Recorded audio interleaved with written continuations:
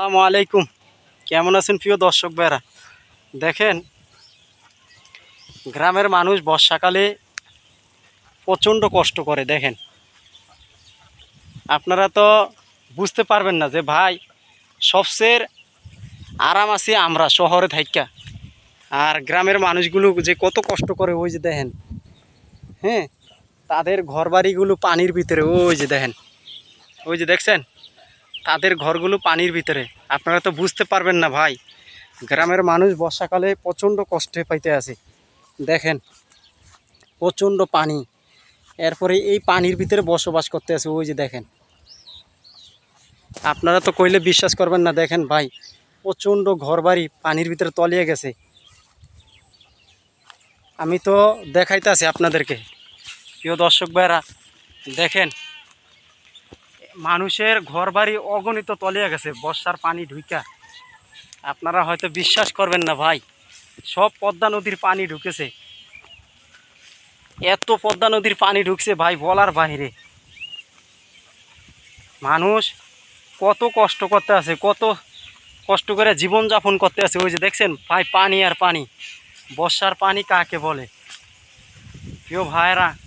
দেখেন, আর এই পানিগুলো যেদিন সুদিনকাল আসবে, সুদিনকাল আসলে করে কি এই পানিগুলো শুকিয়ে যায়। এখানে আপনারা বিশ্বাস করবেন, এখানে শস্য আবাদ করে। আমি এর আগে ভিডিওটা দিছি, এখানে শস্য আবাদ করে। এই বর্ষার পানি শুকিয়ে যাবে, এরপরে শস্য আবাদ করবে মানুষে। ভাই, এইসব জায়গার ভিতরে মানুষে শস্য আবাদ করে। এখন প্রচণ্ড পানি, জোয়ার ভাটার পানি। এখানে প্রচুর মাছ আছে। এখানে বর্ষাকালে ভাই প্রচুর মাছ আছে।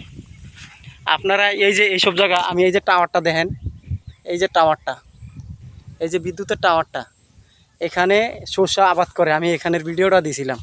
তো বর্ষাকালে দেখেন কি পরিমাণ মানুষ কষ্ট করে। দেখছেন দর্শক ভাইরা? দেখেন, আপনারা তো দেখলে বুঝবেন ভাই, মানুষ কি পরিমাণ কষ্ট করে। দেখেন, এইসব জায়গাটা পুরো খোলামেলা জায়গা, একবারে পুরো খোলামেলা জায়গা। দেখেন, আপনারা এই জিনিসগুলো ভাই দেখলে বুঝতে পারবেন যে গ্রামের মানুষ দেখেন কত কষ্ট করে।